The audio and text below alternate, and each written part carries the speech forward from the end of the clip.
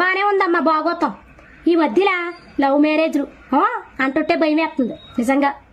పట్టుమని 16 రోజులు కూడా కాపురాలు చేస్తలేదు. తోసుపావుల్లాగా మొగుడు పిల్లం ఇద్దరు లేచిపోయి కొట్టేసుకుంటున్నారు. ఇప్పుడు పెద్ద పెద్ద చదువులు చదువుకున్నాం, అందగత్తులు గజేతగాడులు అనుకుంటే సరిపోద్దా?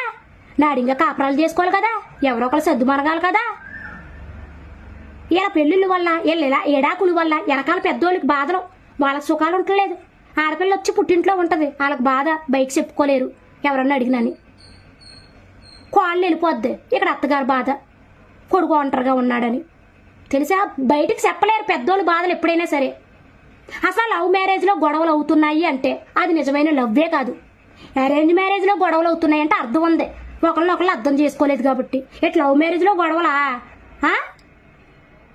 లవ్ మ్యారేజ్లో గొడవ పెట్టి మరి లవ్ ఎందుకు చేసుకున్నారు మీరు?